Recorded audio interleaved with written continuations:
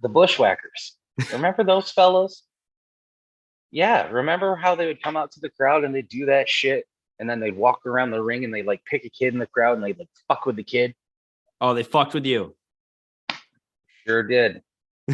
Sure did. Sure did. Took off my Hulk Hogan bandana and licked my head like it was ice cream. Imagine if they did it nowadays. That would never fly. You can't do that now. It's funny that you mentioned that because last year I interviewed the last surviving bushwhacker and I brought that story up. I was like, thank you for putting me in therapy, my good man. It's time for the Garage Boozing Podcast.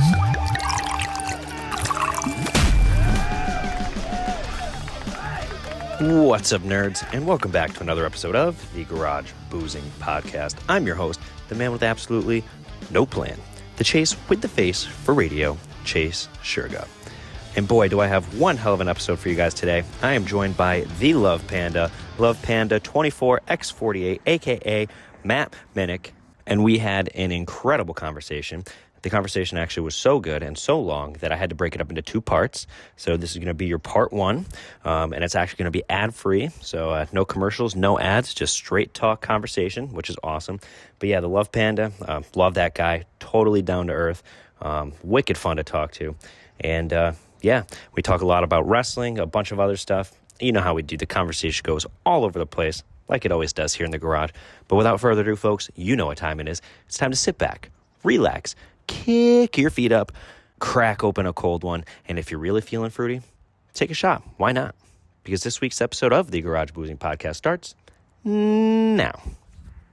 Ladies and gentlemen, welcome back to another episode of the Garage Boozing Podcast. Today, I am joined by one very special guest. He is known as LovePanda24x48. I like to call him the Love Panda. His real name is Matt Minnick.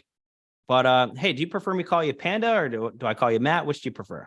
I'm equal opportunity. I don't really care. We can go with Panda. More people know me as that. I don't give a shit. I'm probably going to call you Panda. Rolls off the tongue a little bit easier. You know, like a lot of people know a lot of Matts. How many Pandas do you know? Yeah, and plus with Matts, you get like doormat, floor mat, all the other shit. You can't really like make a joke off the name Panda besides like endangered species. So yeah, and they're cute and cuddly, right? And most of them, they'll rip your face off. You know, no big deal. I love it. Shit, what was I going to say? Oh, yeah. So we actually tried to record this the first time, but my dumbass forgot to hit the record button. I wasn't going to say it. I know. I'm going to throw myself in there. I don't even care. It happens all the time. So before I actually hit the record button, when I thought we were recording, when we weren't recording, you told me that you actually know another Panda. I do, because you don't find too many people that go under that nickname. And I found a couple within TikTok where they're just like, hey, my name's Panda too. But it's a different thing when it like hits you into real life. And my daughter... she has like a boyfriend or a friend that's a boy or whatever the hell you want to call it. Boyfriend. Yeah, I'm trying to still not be like that with that. But he 6 feet apart. Exactly. We're COVID-6 all the time. We're getting, the pool noodles out. So when I was meeting him, my daughter was like, "You're not going to believe this, Dad, but he doesn't go by his real name. He goes by a nickname." Okay, what's his nickname? It's Panda. Shut up. Like, this kid's gonna be my new best fucking friend. I was gonna say, you like him a little bit more now? Automatically. Like, you automatically earned a couple cool points just because I didn't expect something like that. Got it. Like my mom calls me Skylar, but you can call me Ass Dragon or some shit like that. Not like, hey, I'm Ass Dragon. Like, oh shit. All right, there's another one of me out here. Okay. So imagine meeting your significant other and your significant other's parents, and you're like, "Yeah, you can call me Ass Dragon." Imagine that. It'd be like, what the fuck? I kind of wish I would have did that now. Yeah, right. Oh, you're Panda. You can call me Ass Dragon. Imagine what that kid would have said. All right, Nighthawk. Like, yeah, right. So, Tomahawk 9000. So, where exactly does your screen name LovePanda24x48 come from? So Love Panda, growing up being a man that deals with a condition known as Wookieeitis, or being built as Chewbacca, we're still trying to find a cure. Hashtag Wookiee. Oh yeah, oh. Our people are out there. But great sense when of humor. I was in strength training or weightlifting class, and we were changing in the locker room. One of the guys was like, "Man, you're built like a panda bear." And a few weeks Thanks. later, him and I were hanging out, and we were under the herbs conditions. We'll say in Resident Evil, we were focused on the green herb, not the red herb. Um, nerd reference. And Get you there. we, it kind of, he just was like, "I love you, Panda," and it kind of clicked for me. And then I started making like my gamer tags that with Xbox, PlayStation. Now that I have my PS5's is LovePanda24x48. Like, it's so unique because you're not going to find a Microsoft recommendation for your gamer tag being Love Panda Of or course not. anything like that. It's Well, so who just knows? in this day and age, you never know, but it's so unique in itself where it's kind of just associated to me. Sure. The 24 and the 48, it's going to show my Caucasianness, and it's also a tribute to my uncle. My uncle introduced me to like pro wrestling and got me into watching sports and playing video games and a lot of like who I am as a person. So when he created my first email for me, he put the 24x48 into my email to make it unique for me. So I keep that as like part of a tribute to him. But it also, because growing up, I was a big NASCAR fan, and Jeff Gordon, Jimmy Johnson, Oh, 24, I was a 48. Jeff Gordon fan myself. 24 is my favorite That's where number. the I'm with you there. 24 and 48 is because of Jeff Gordon and Jimmy Johnson, and then just a little tribute to my uncle. Oh, that's badass, dude. That's cool. Mm-hmm. And that's cool that you kept it so much time as well. Oh, I've had it for shit. I'm 35. I've had that about 20 years now. You're 35. You look like you're 25, man. I'll get the hell out of here. Yeah, I'll be 36 in May. Yeah. Happy early birthday. Thank you. So real quick for my listeners here who don't know who you are, can you tell me a little bit about yourself and the content that you put out there? I am just your basic ass 35-year-old dad who just loves talking pro wrestling. And honestly, when it comes to my style of what sets me apart or why people should watch me, I never tell people why they should watch me. But what makes me unique is how people love the Daily Show. People love like Last Week Tonight and those type of off the top of the head type political satire type television shows. I ripped all those models off, but I took the politics out of it, I made it all pro wrestling. That's sick. That's where the whole style is. Even when you watch my content, I always have the CGI over the same corner that they have the same CGI over their corner. And I base everything off of John Oliver, Trevor Noah, Jon Stewart, but I just make it pro wrestling. It's funny you say that because I saw your bio said the John Oliver of professional wrestling. Mm-hmm. It just works Sick. hand in hand for me. I love John Oliver and his approach and the way that he can make you think, but also make an ass of himself. And he's funny as hell too. Yeah. So it's one of those things where he does it very well on the line that he lives. And he calls out when shit needs to be called out, but he's also able to do really good things. Absolutely. So there's a yin and a yang to him. And that's where I take the John Oliver piece out, is because I don't only just rip his style off, I rip a lot of the ideas that he uses, and the ideas that he believes in are a lot of the same ideas that I live off of in real life between Panda and Matt. Yeah. So I found you on TikTok. I'm not exactly sure when. I want to say it was earlier this year. I don't know exactly how long you've been on TikTok, but I follow like a bunch of pro wrestling stuff. I've been a pro wrestling nerd for like the longest time. And I remember I was swiping through it. Well, I was scrolling. This ain't Tinder, bro. Yeah, right. This ain't Tinder. And TikTok, you scroll up or swipe up. I don't know, whatever the fuck they call it. I'm just going through my For You page. And like, dude, sometimes I get lost in the For You page. I'm going to bed and I pull up TikTok. And next thing you know, it's 3 a.m. I'm like, holy shit. It was probably one of those times. But I remember I found one of your videos. I can't tell you exactly which one it was, but I was like, dude, I'm the type of guy where like, if I see some content I like, even if it's one video, I might follow. Like if you look at my TikTok, dude, I follow like 3,000 people. I'm like, you post one funny thing, dude, I'm in.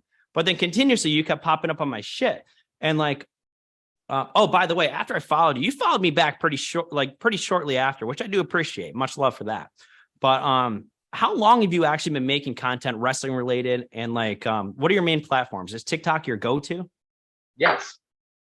TikTok is my go-to now. How long have I been making content on TikTok?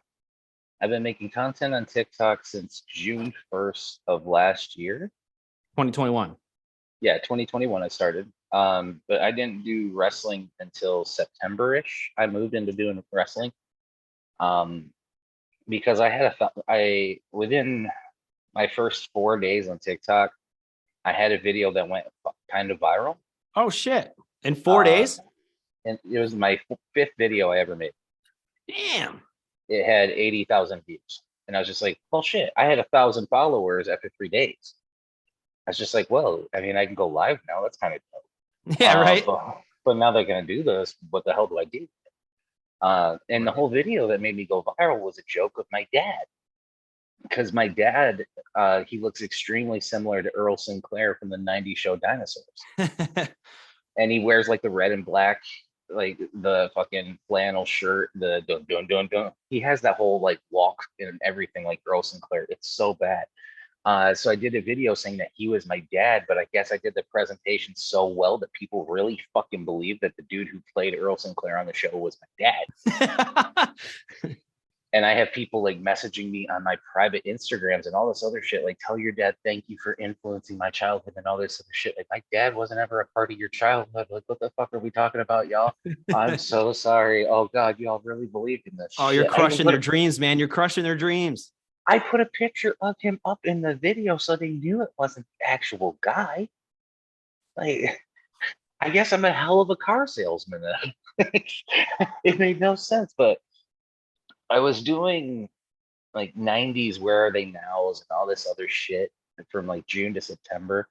And then I was like, I should start doing stuff that I really enjoy doing, where I don't have to do all the research and I can just talk and be me. And what's the one thing that I know where I can just talk and be me? It's wrestling. And yeah, here we are, 18 months later. And holy shit, the change in the shit that I've done in 18 months. That's fucking wild, dude. Good for you. Thanks, dude. So, I mean, like, I know a lot of your content is pro wrestling based, obviously. Do you cover like any other areas, or are you just like now focusing just on wrestling? Very rarely will I test the waters outside. I do occasional like NFL content, or I'll do like sports betting content, but it really like falls by the wayside viewership wise. So I just, when it comes to TikTok, I kind of see where the niche is, and I don't want to fuck the algorithm up. So I just kind of keep doing my own thing with that. And like, if I want to do other things, that's where I just go to my other media platforms. Sure. TikTok's become so, and I did it to myself. It's kind of like the beautiful dynamic of what it can be is you can build such a base in something, but you really become the niche of one thing. Yeah. So it's if really you're hard off, people explain. are like, what the fuck is this? Yeah. Not everybody watches NFL. Like, not everybody has a legal betting state where they can just jump on FanDuel.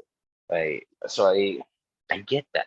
So that's where keeping everything more focused towards the peak instead of the bottom of the mountain makes it so the business just keeps moving. That makes sense. So, well, my next question here was, which one of your videos was the first to take off? But you already answered that question. So I'm going to say, my dad. Which one of your like wrestling videos was the first to take off? Because eventually, obviously, you veered to wrestling, not knowing that it was going to turn into what it is now, the following that you have now. Correct, or am I wrong?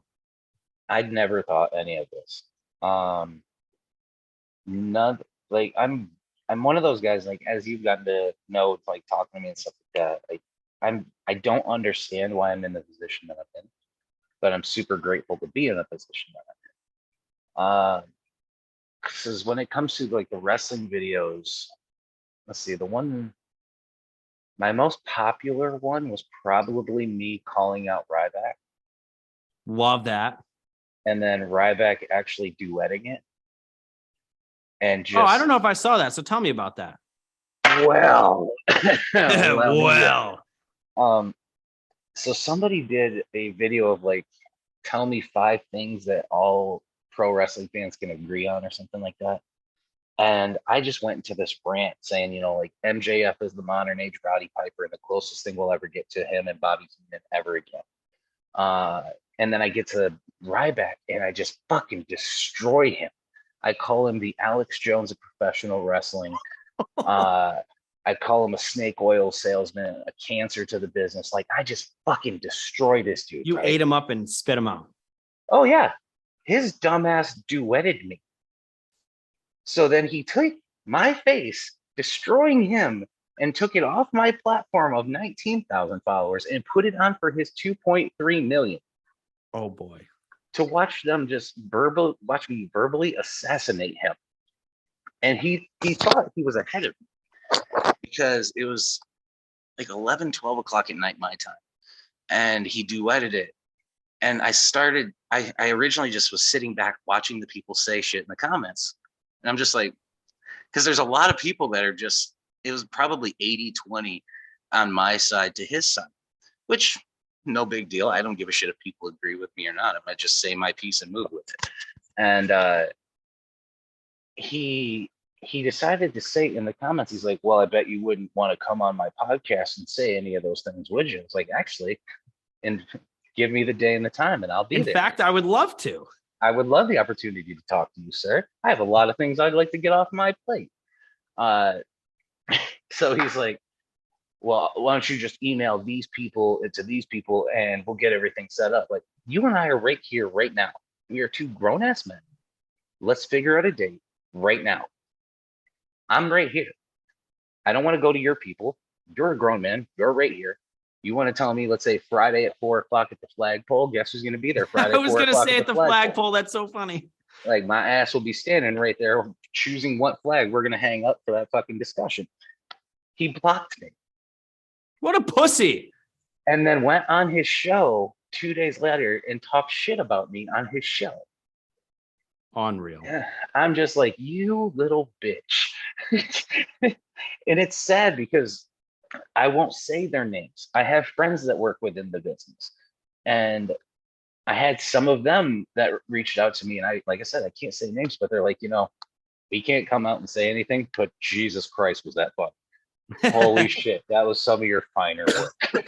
Well, thank you. I appreciate that.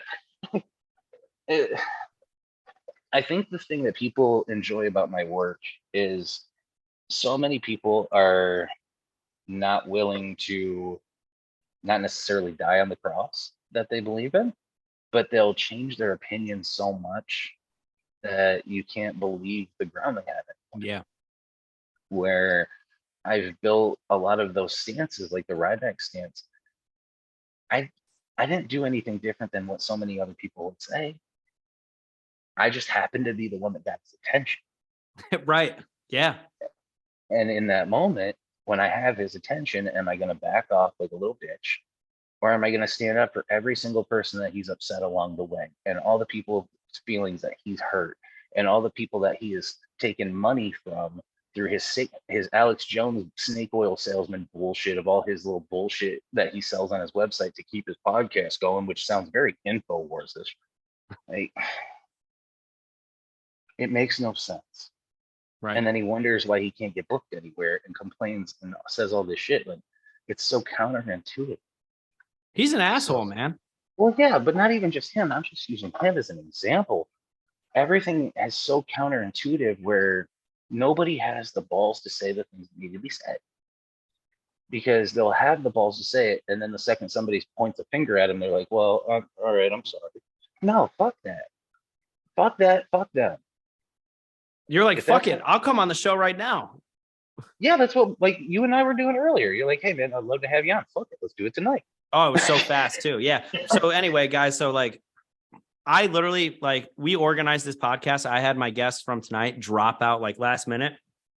And I DM'd Panda and I was like, hey, would you be on the podcast eventually? Blah, blah, blah. And I was like, hey, any shot you could like do tonight? I know it's like in 3 hours, but is that cool? And he's like, yeah, man, like, love it. Thank you so much for that. Don't even sweat it. You got me in such an open time where perfect. I love it. Like, once I wrapped up with you, I'm going to bed. Perfect. Yeah, me too, man. I'll be right there with you. Tiring. Yeah, right, dude. That's badass though. Good for you. Thanks. So, oh yeah. So, before we actually went on the air, you were telling me a little bit, and I was like, let's save it for the podcast. So now you're at the point where you have a board of directors, and you said you have a team, and like you have a bunch of shows, stuff like that. Tell me about that. The Panda Wrestling Company. I'm sorry, I cut you off, but Oh. when I was sending you the Zoom invite to your email and I saw Panda Wrestling Company at gmail.com. Wait, can I say that? Is that okay? Yeah. Okay. Yeah. I was like, Panda Wrestling Company. I was like, shit, man, that's pretty cool. So that launched in August, and I wanted to do something different because when it comes to like Twitch shows, especially in my niche, when it comes to pro wrestling, and it's going to sound like I'm being disrespectful to those people. It's no ill will or no shot taken or anything like that. It's all out of goodwill.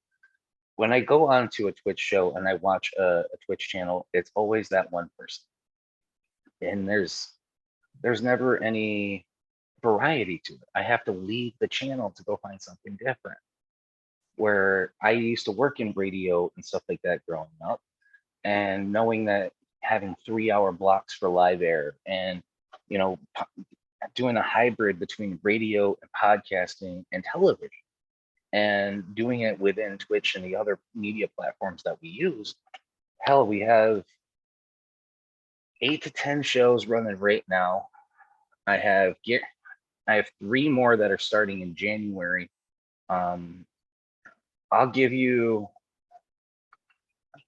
I'll break the fourth wall here in a minute, and I'll give you some news that nobody else knows besides for like Type 4. Sure. But yeah, we have, within 4 months, we have interviewed Kevin Rudolph. We've had Sam Stackhouse from GCW. We've had Stevie Ray from Harlem Heat. Kevin Rudolph's actually coming back with us on this Friday. Awesome. We just interviewed Chris Van Vliet the other day. We've done a lot of crazy, stupid shit that we should not be able to do in such a short period of time. Very short period of time, because we give people a variety. Every single night is a different show. So like with Monday, it's Russell. With Tuesday, we have Wrestling with Toxicity. Right now, we have a show going as you and I are talking. We have a show that's live, like you and I are talking about off air. Like we have something for everybody, and people from all across the country and people in Canada for us right now. We have people that host shows from Texas and Georgia and Canada, like I was saying, and California and the East Coast, and literally riddled all over the place. We have a board of directors, which sounds very hubris or smug of me. And it wasn't to be smug. I created a board because I wanted the people that were the most invested with me to have that feeling that they're invested too in this as much as I am. It's my name on the marquee, but if it's not for us, we don't have a marquee. Yeah. It's just my name was the one that got the most recognition quick. That's the name we're running. So we busted our ass for 4 months. Just this week, I've sent over 200 emails to different pro wrestlers and journalists and all this other stuff across the country. And I can show you the proof of it to show you I'm not bullshitting when I say over 200. I believe you, man. And talking to different wrestlers and talents and dealing with their agents and their booking teams. And there's so much shit behind the scenes that people don't even think of. Because even within StreamYard itself, you and I having this conversation, you're also producing the show. Yeah. I have producers. So they send out the links just like you did with me. And then because I wanted the people when they go live and they're hosting their shows, I want them to focus on being them. And there's also those people within the internet and within the world where they want to believe and they want to be a part of something, but they don't want to visually be a part of something. But they want to be a part of the grassroots. I have places for that. And that's where I have producers and I have people within doing some marketing and stuff like that, people that are doing some of the emailing to some of the talents for me. And so you've built a team, man. I've built a community. A community. I like that. There's over 20 of us that bust our ass every day. Within the different shows, within the different programming, within the producing, the other new shows that are coming still. We are working on a show with Silverback Nate Slater, who's an independent wrestler out of South Texas. Him and Brian Malonis, who's going to be a Ring of Honor Hall of Famer. they're going to both be coming to the network with their show coming in January. You thought that was the news I was going to be kicked out. Oh, there's more? Oh, that was just. Oh, but wait, there's more. What if I told you I have a show coming to the network that was starring Mr. Kennedy? Dead ass. Dude, I've always loved that man. Mr. Yeah. Kennedy. He's going to be bringing his own Kennedy. show to the network. That's fucking sick, dude. Yeah. Wow, kudos to you, man. It's been a lot of work behind the scenes. And if you would have told me a year and a half ago when I looked through the phone book that I have and see some of the names in the black book that are there, I was fucking laughing. Shit. Hey, get the fuck out of here. You know that person? Yeah, we can talk to him right now. Holy shit, man. That's fucking sick. It's been a wild 18 months because I hate doing interviews, and it's not because I hate doing interviews. I hate it because it makes people come across hubrisy in a way because they're talking about themselves, and I don't like talking about myself in ways like that. That's almost the point of an interview. It is, but tell me another TikToker or a person in our market who was talked about on the Pat McAfee show. I was going to bring that up. I did. You beat me to it. So I did. Another question I had here. We'll skip down a couple lines. We'll go back to the ones I had before here. So you were mentioned on the Pat McAfee show. Tell me about that. I pissed them off. So I was home from work one day, and I watched Pat's show religiously through COVID and all of that stuff. And I was always a big fan of Pat in the league and when he played at West Virginia. So I was sitting here, I was like cleaning my house, and I heard him at the end of his show was like, "Hey, we're looking for interns. So if you guys know anybody that you think would be a good one, let us know." And I was just like, I know somebody. I'm a good somebody that could do that position. I could do that position pretty goddamn well. I was a radio intern. I worked within, doing all of that stuff and learning boards and working with celebrities then and interviewing them and all that other shit. So I'm your guy. So I went to TikTok and I was just like, "Hey everybody, I'm Dr. Nick from The Simpsons. Hi everybody. Help me get this." And boy, howdy, did my people go after that. To the point where Tone Diggs from Pat McAfee show had to tweet at me basically telling me to cut the shit because the people weren't stopping and I had to call the dogs off for them. And they talked about me in March of this year on their show because Pat appreciating my dedication and my heart and how driven I am to do something different and be great in my own way. But boy, howdy, is Tone Diggs not a fan of me. That was a moment I'll never forget in my life because of the amount of respect I have for Pat, and not even for being a player or working within WWE, but because he does things like what you and I do. Yeah. But on such a catastrophic level that we have to look at him as somebody to look up to. Oh my whether God. we like him or not. And his style, whether he uses vitamins like I do or not, it works in a way where he just has such a genuine charisma and relatability that It's like organic, dude. It's organic. Yeah, you're in the room with them guys. You almost feel like you're passing around the vitamins. Yeah. But to know that Pat McAfee knows who I am, holy shit! That's so fucking sick, dude. So fucking sick. Dude, I've had a blessed life. Pat McAfee, that's sick, dude. I love that guy's energy. Like, for example, when like Shinsei Nakamura would come out and he'd be like on the table and he's like going like this, dude. Like, I have pictures of that. Oh, so you've been there live and seen it? Yeah. So I was at SmackDown in August, and I was sitting on the camera side, and I was just close enough where I could get in frame Shinsuke doing the Yao layback as Pat's sitting there going like this. So I got like a great shot of the both of them on my Instagram of it. I was like, that's my shot of the year. Dude, that's and so I sent it to him too. I sent that straight to fucking Pat. That's so fucking cool. So You've obviously been a wrestling fan for a while, right? How long have you been a wrestling fan? As long as I can remember.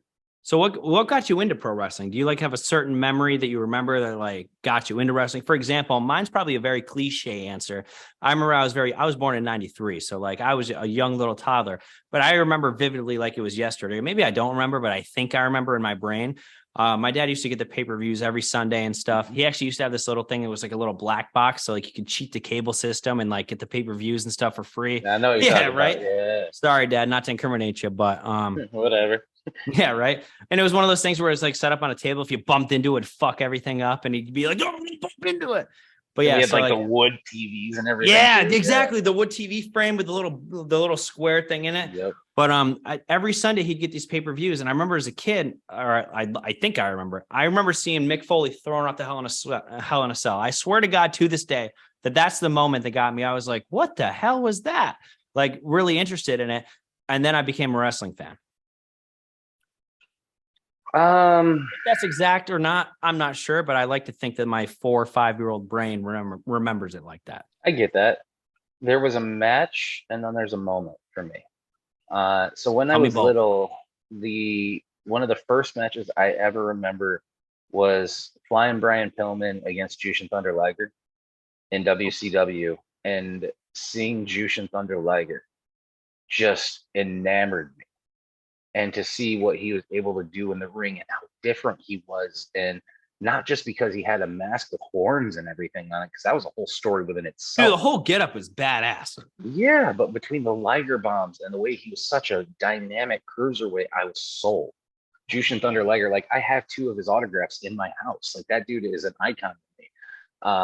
And the other one is a funny story because I was about 5 or 6. It was about 91, 92. I was at my first WWF live event, and I was front row. My parents, me, and my uncle, and I was on my uncle's shoulders. And the only things I remember from that entire event is Ricky the Dragon Steamboat coming out with the whole flame gimmick, and blowing the flames and everything. I remember him. I remember seeing Warlord and Barbarian, and then I remember this goddamn tragic story that I have to tell you now. So, here we go. The Bushwackers. Remember those fellows? Yeah, remember how they would come out to the crowd and they'd do that shit, and then they'd walk around the ring and they'd like pick a kid in the crowd and they'd like fuck with the kid? Oh, they fucked with you. Sure did. Sure did. Sure did. Took off my Hulk Hogan bandana and licked my head like it was an ice cream. Imagine if they did it nowadays. That would never fly. You can't do that now. It's funny that you mentioned that because last year I interviewed the last surviving Bushwhacker and I brought that story up. I was like, thank you for putting me in therapy, my good man. This grown man licked my forehead. And then I got to tell it to his face all those years later, like, you sick son of a bitch. But those imagine that now, though, in like mainstream TV, you see like this grown man wrestler going up to a child and like licking his forehead. People are like, what the hell? MJF basically did that at Full Gear. Oh, yeah, the booby thing, right? What a savage. He's the greatest man on the planet. I love that guy. Such a salt of the earth. Such a salt of the earth. But that's cool, man. And it's cool that you remembered that moment of your forehead being licked for the rest of your life. I mean, how do you forget that, right? You can never forget that moment. That's fucking... And just growing up and seeing people like Ultimate Warrior as a kid. Sting, Great Muta. Yeah. With the mist and everything that he was doing. People like Hakushi, Bret Hart, Yokozuna. Like Yokozuna doesn't get enough credit for all that he was.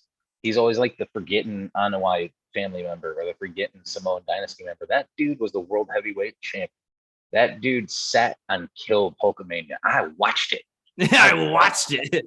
I watched Mr. Fuji throw the salt or the little fire paper, and then I watched Yokozuna sit his big fat ass on Hulk Hogan, and it was a 1, 2, 3. Like, those moments developed a lot within me being a wrestling fan, all the way to like CM Punk. Yeah. And then Punk took my fandom to a whole other level, because like when we were growing up during the Attitude Era and stuff like that, there was always Team Rock, Team Austin. I was always Team both. I liked them both. Brock always made me laugh, Yep. but Austin was always like that crazy uncle that you want to have protecting you just in case shit got wild. Crazy alcoholic uncle. Oh yeah, where like Punk was the person where in pro wrestling he spoke to me, and not in like this Charles Manson kind of way, but like you can feel somebody that speaks to you off the screen type of presence where it's just. I feel like CM Punk was that for a lot of people too. Yeah, and it really adapted to me, and it like caught to me as just like, well, shit, he's not following Vince's model. He's being Phil Brooks right now. What is going on? And not even just that, but seeing how the sports world took into that.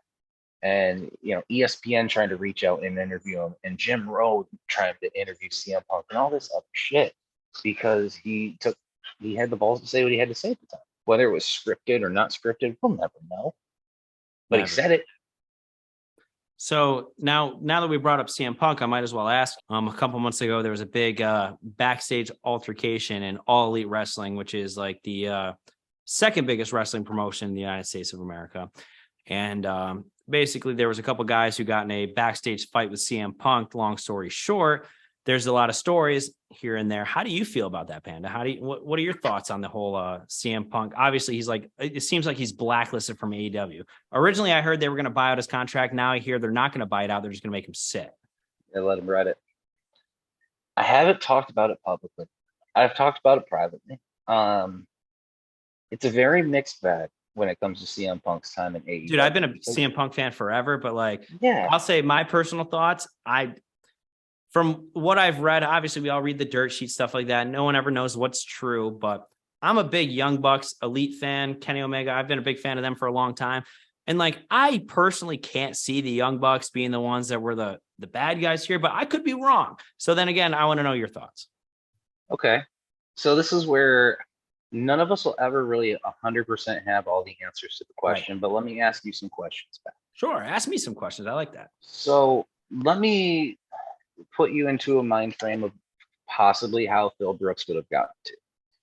So if you had somebody, so who's somebody that's like okay, here we go. So let's say Triple H reaches out to you and says, yeah, and says, hey, Chase, I would love to try and give you some advice to try and help you. You're a really good podcaster, but I think if you just did a couple extra things, we could get you from here to here. Would you look at him and say, nah, I'm good where I'm at. I don't need the training from you. Thanks, but no thanks. If it's Triple H, I'm going to be like, I don't know if you've ever podcasted before, but tell me your thoughts. Okay.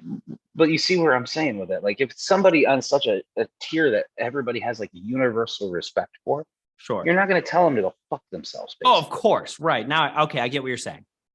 Hangman Adam Page. Oh, okay. Now I see where you're going with this.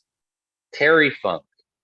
If Terry Funk reaches out to you and says, hey, I want to try and work with you a little bit, kid, teach you a couple little things that I've learned in my, 6 decades in the business. And you look at him and you're like, yeah, I'm good. I would be sitting there as a representative of the company, as a world champion of the company, and somebody who's considered like the money guy of the company, and I'd be pissed off. So to put apples to oranges here, that's almost like if Joe Rogan said to me, hey, Chase, I want to give you some pointers on a podcast. You should do this, this, and this. And I'm like, yeah, dude, I'm all right. Right. Yeah, I'm good where I'm at. Yeah, that's essentially what you're saying. Yeah. It's so left field that it doesn't make sense. Why would you not want to learn those things? So partly I already understand where Phil's at a little bit. As far as his feelings towards the Bucks and Omega. A lot of the things are when it comes to the business, it's only about a select circle. And it's almost based kind of like how the planets of our galaxy have different kind of rotations around the sun. Sure. AEW is built that same way, where the closer you are to the sun, like the Bucks and Omega, the more control you have compared to the Buck just stops at Triple H and that's that. Right. Triple H and Stephanie, they control the shit. You don't have a voice if you're gone. Where that's a great comparison, by the way. Yeah, and he was never used to that. That's already strike 2. 3, you have people that sit there and say CM Punk was an asshole. You have people that sit there and say, oh, he was a cancer in the locker room to work with. He was all these other things. Then you have people like FTR. Correct me if I'm wrong. Top 2 greatest tag team on the planet breathing right now. Oh yeah, easily. Easily make them number 1, number 2, depending on who you are. And they're sitting there saying, "Man, we were Young ready Bucks to are number kick." 1 for me. I'm sorry, they are. Well, Usos, Young Bucks, FTR, they're Usos, Young always Bucks. Yeah, okay. they're always going to be in your top 3. And when you have people like FTR saying, we are ready to kick his ass the second he steps out of pocket, and then come to find out he has an open door policy. If you have problems, you're more welcome to come in. People are asking him to watch their matches. He's always staying till the end of the show, trying to help out. That's what you want. Like, do you hear where like the Young Bucks and Kenny are staying to the end of the show? No. And maybe some of them are executive producing. Sure. Not all 3 of them. Right. And I'm not saying CM Punk was a producer, because we all know he wasn't, but he was at least trying to step up, kind of like what Jericho has been. Moxley in his own way being a leader. Punk wanted to be his own leader, but the problem was there was so much recoil from people that had their own harsh feelings against him. Because it's, oh, CM Punk. Oh no, he's a brash guy. It's like the stigma around him. Yeah. People judged him based off stigma. People judged him because he stood up for Terry Funk. Why the fuck should anybody have to stand up for Terry Funk? Right? Especially over Hangman Adam Page. And it's like that automatically gave me a huge issue with Hangman, but nobody talks about it. Yeah, Hangman definitely was an asshole in that aspect for sure. Yeah, but nobody talks about it. I'm still a Hangman fan. I respect Hangman. Like, especially for his journey and being a school teacher and then following his dream. I was going to say that. I can respect that. I can fuck with that. But you went from being a school teacher to a pro wrestler. Terry Funk has always fucking been a wrestler. Nothing else. Yeah, that's it. He is Randy the Ram and the wrestler. That is his whole goddamn life right there. Minus the dying in the ring part. Terry Funk has done it all. And you're going to tell me that you don't want to get better from hearing anything from Terry Funk? Are you kidding me? Like, yeah, it's a little it's like shocking that Hangman acted that way, because like I feel like even though now wrestling's a lot different now than it was back in the 70s, 80s, 90s, of course, sure. Like way different. But like, I mean, back then everyone's like, for example, that video of David Schultz, for example, when like the reporter's like asking about it, slaps the shit out of him, like, oh yeah, wrestling's fake. He's like, oh yeah, how's this? It breaks his eardrum. Like, dude, that shit's awesome to me as a wrestling fan, because like, why break kayfabe back then? But like now it's like everyone knows it's fake, but at the same time, like we all love it. And like, you would think someone like Hangman, still new to the business, would want to eat up some of that like veteran, like, what am I trying to advice? You could say veteran advice. And the fact that he was just like, now, like, is that the exact true story? I don't know. I'm not like, I don't know if you know for sure, but that's pretty much the majority, like what's been leaked. And if it's as true as it sounds, asshole, like, bro, like you're no better than anybody else, especially Terry Funk of all people. Of all people. And here's the other thing, like, even with everything that's come out about the scuffle, the brawl, everything with Larry the Dog and all of that bullshit, has anybody from AEW side come out and said, CM Punk was completely wrong here, here, and here in what he said? No. Not one. But I don't think we haven't heard that from both stories, like both sides, though. They're making jokes about Punk now. I was just gonna say, yeah, like when you see the Bucks doing the buckshot lariat and they're falling and they're like, huh? Yeah. I mean, they're definitely making fun of it now. And like, even, I don't know if you watch BTE. I watch BTE every week. I used to watch a lot of BTE. So for those of you who don't know, BTE is the weekly show for all elite wrestling. The elite, which being is the elite. Yeah, being the elite. Anyway, so they were doing a whole bunch of editing and stuff. Like when they first came back and they reintroduced being the elite after like 2 months. And there's like music and stuff playing, and then they stop the background music to hear the crowd chant going, fuck CM Punk, and they keep that. And I'm like, I get it, but was it necessary? No. Did you say, was it necessary? No, because Yeah, we said the same thing. That's funny. that's where my issue becomes my problem with. It's petty in and a way. It's petty. I love Kenny Omega. Kenny Omega, I love him, put man. one of the top 5 pro wrestlers on the planet. I love right when now. he super kicked that 6-year-old girl right in the face. It was Absolutely, she deserved it. She said something sideways. We all know she deserved it. But like, even within that, you are a leader of a company. You are supposed to be the face of a multi-million-dollar, if not billion-dollar company on a billion-dollar network, and you handled your business like that. It didn't have to go that way. No, and especially when, am I going to sit here and defend Punk all the way? No, Punk, he fucked up in his own way. Everybody's already said enough about talking shit about Punk. I'm not going to trash Punk.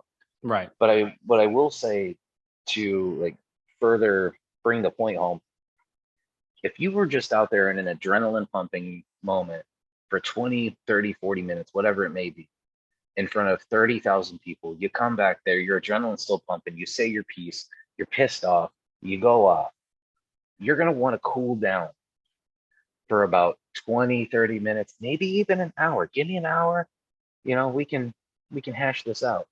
For them to kick in the door or whatever the hell happened with that whole door incident, even if I was an hour cool, you kick in my door, we're not really talking well.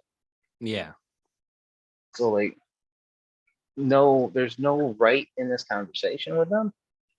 But as leaders and people that are supposed to be thinking of the future of a business of pro wrestling, you have to close that chapter and be gone with it and move forward. You can't sit there and make it a punctual joke when he can't do it. He's not allowed to do it right now. So what the fuck is that? Yeah. You're just talking shit to talk shit. He can't go on a podcast right now and be like, well, Omega said this, the Bucks did this, Tony did this, because it gets sued out of his asshole. But they're able to do it because Tony's got their asses covered. I will say though, like the whole media, what do they call it? A media scrum. That's what they call it. Scrum. A weird word. What does scrum mean? Do you know what that means? Scrum. Mm-hmm. Yeah. Okay. Media scrum, whatever it was. Michigan public education over here. Right. I'm from upstate New York, basically South Canada. I'm not anywhere near the city, so my education is probably the same right with you. But so media scrum they call it, which is like basically after the whole live pay-per-view. They don't even call it a pay-per-view anymore. They call it a premium live event. That's what WWE. No, AEW still calls it a pay-per-view. Okay, so WWE does the premium live event. Yeah, which makes sense because it's on the network. It's not a pay-per-view anymore. Anyway, so where AEW's actual pay-per-view still. Right. So they do this little thing where they like, it's almost like a UFC fight where they'll like interview like the fighters, aka wrestlers, stuff like that after. And I will say, I think that CM Punk went a little far in the post medium scrum where I could see where people are angry, but at the same time, like when he's like, I work with fucking children and all this shit. It's just he's not wrong.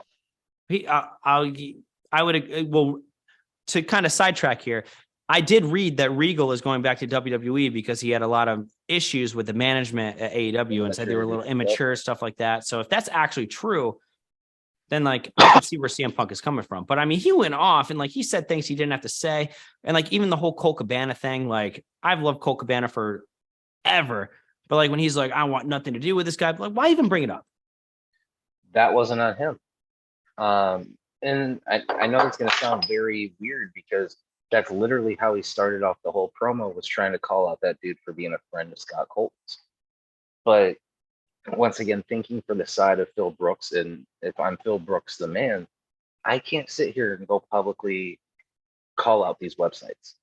I can't go after the Sean Ross Sapps. I can't go after the Dave Meltzers. I can't go after the Love Pandas. I can't go after all those motherfuckers.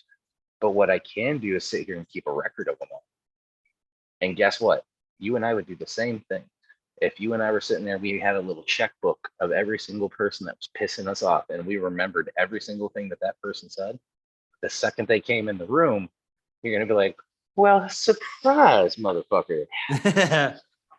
He did the same exact thing you and I would have done. Hey, it's convenient you're here. You were saying these things. Let's have a conversation. There just happened to be a camera involved. Yeah. Touche. All right. I respect. I agree. I know it sounds like I'm trying to be a big Punk mark and a Punk defender, and that it's not even that. You're being a realist, man. You're being a realist. Yeah, it's more of human psychology. If the shoe was on the other foot and we put you in those same types of situations, if How would somebody I kicked react? your door open supposedly and your dog got hurt, you're gonna want to fuck somebody up if your dog got hurt. See, that's one thing I was gonna say. If like I don't care what happened, if I was in a scuffle, whatever, that's one thing. But if my dog gets hurt, all right, that's a different story. Mm-hmm. Yeah, I'm gonna fuck you up for that. So Right. like, nobody's right. Everybody's wrong in their own way. But I see both sides, but you only hear one. And there's no need for pettiness. Like there's been a lot of pettiness with that situation, and it's not needed, you know. Just move past. I Like, do you agree. see Punk on Twitter or Instagram talking all this shit? No, the only video I saw was like he's a commentator for like some MMA company or whatever, and like they were talking about like starting a pro wrestling league. He's like, "No, you don't want me in the locker room. I'm bad. I'm bad news." That was funny. See, I laughed at that. He made a joke out of it. He wasn't making a joke at them though. He was joking. He made a joke at himself. If Omega and the Bucks were making a joke themselves, that's one thing. Right, That's but they're just- like they're going hardcore towards him. Yeah. Yeah, there's no reason for the petty. I almost bullshit. feel like in a way though, I feel like it's because they know that the fans are gonna like eat it up, so that's why they're doing it. So like it's they're almost for like the AEW reaction, superfans. how they personally feel or whatever. Who knows? We'll never know. Who knows? Maybe CM Punk will come back in 6 months. Maybe they'll like. Yeah, I don't think so either. He's I not. was trying to make the situation light, They're gonna have Probably him not. ride that contract out. which is Which kind I of sad get. because I saw like the rumors about him possibly going back to WWE and stuff like that. Which I don't know. Who knows if that happened? Good for him. There would have to be a lot of conversations Yeah. and a lot of apologies made on both sides of that. Oh, for sure. You fired I me mean, on my you know what they fucking say, wedding and- day. They always say never say never in professional wrestling. And even he said that too. But if there's two people that have never gotten along in professional wrestling, it is Triple H and CM CM Punk and Punk. Triple H. Yeah. And you're expecting them to do it now. But you know, Triple H, it even says in his Twitter bio, he always does what's best for business. Okay. But I don't know if tell CM me. Punk would be best for business. Who knows? And that is all the time we have here for part 1. Tune in next week for part 2 with the Love Panda. See you nerds next week. Hey, nerds, please don't forget the #1 way to support the brand. Buy some merch. We've got hats, hoodies, sweatshirts, t-shirts, and it's all available to you at www.garageboozing.net/shop. And don't forget to follow on all your favorite social media accounts as well as YouTube at Garage Boozing. And of course, don't forget to like, follow, and subscribe, whatever the button may be, to the Garage Boozing podcast on your favorite podcast platforms so you can be notified as soon as a new episode is released.